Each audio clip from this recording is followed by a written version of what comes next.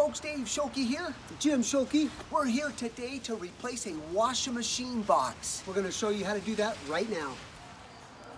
Okay, that sounds nice when it's all done. Yeah, I help you. so there's no more. When I was a mover. Yeah.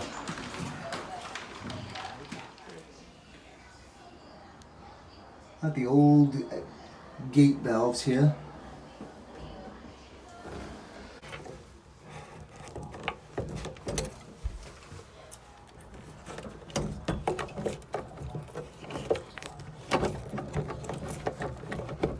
Alright folks, so here we are with the brand new washing machine box. We love the Oatey washing machine box just because it's got some good features. One of them is it allows you to just drop them in wherever you want in these three ports here, and then they just basically snap right in just like that. The other thing here is a quick quarter turn shut off, which is a great feature. If you remember, this has got the old gate valves. These have packing nuts, so long term these wear out and start dripping, whereas this has got no packing washer, so you're not going to get the drips. The other thing too is if you wanted to set these upside down like this and then put your drain here at the bottom, it allows you to do that feature as well. So if your piping is coming from above, you want to go this way.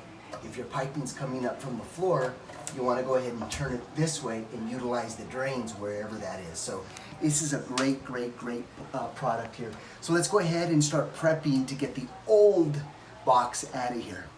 An option is to go ahead and use a razor knife and 3 or 4 inches. Make your line. This is more important because you got to get to the plumbing, so you got to go a little bit lower. And then make a straighter line here.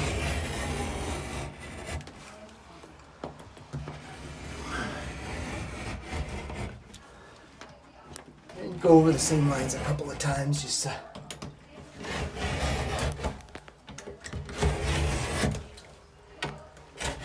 And the wall patcher will go ahead and straighten everything out once it comes back in patches. Alright guys, now that we've got it exposed, a couple of things. You're going to see these strapping tabs right here. This is what secures the washing machine box. You want to go ahead now and expose these areas as well, because the new box is going to have the same application. So just cut out again, leave some room for some adjustment up and down, and then you want to do it on both sides.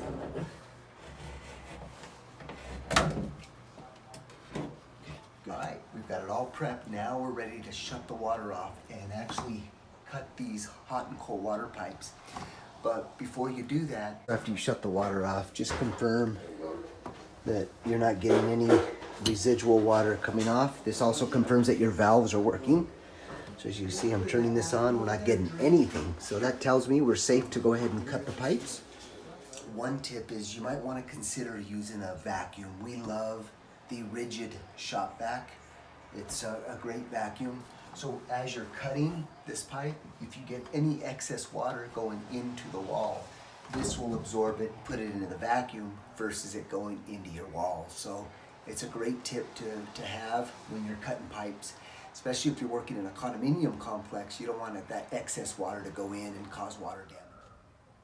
Okay, so now that we've cleaned and prepped the pipe, when you're in a tight area like this, we love the rigid cutter tools. Allows you to get in there and actually turn within a tight space to make the cuts. So this is what it looks like. So you might want to consider picking one of these up if you do in fact are dealing with a tight space here. So let's go ahead and cut this water pipe.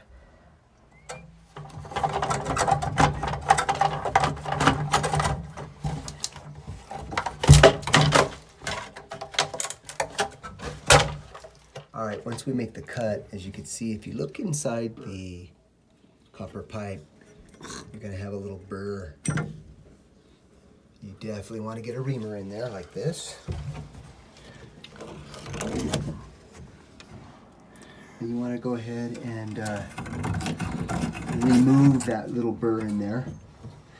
This helps the longevity of the copper pipes. All right, guys, so anytime you're soldering inside of a wall, we highly recommend using a soldering heat shield like this one here. Now, this is a perfect application to put behind the pipes like this, right? Just like this. And then now you have full protection from a flame entering between the drywall and the stud. Now, if you need it for soldering a horizontal pipe, a lot of times what you can do is you can cut this to about the center, and then that right there, you just slide it down. That could be another way to use that. They haven't made one yet with that actual application, so sometimes you do need to make a slot here. It's a good creative way to protect it. Another way is having a water bottle spray just for extra protection, especially when you have the water off. It's always a good idea to have a spray bottle right to your side for not only maybe wetting down the materials, but also too, as you'll see, we use it for to cool down. And then coming close up.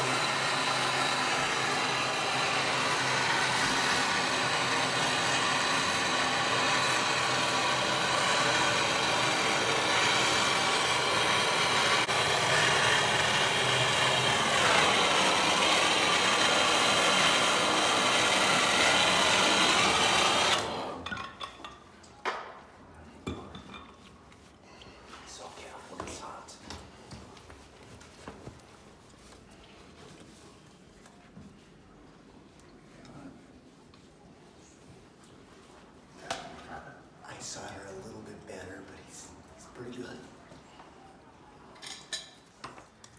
All right, this is our little standpipe here. We've measured it from here to the bottom of the pipe. That's how we arrived at this measurement here. I'm gonna go ahead and glue that and insert it into the washing machine box.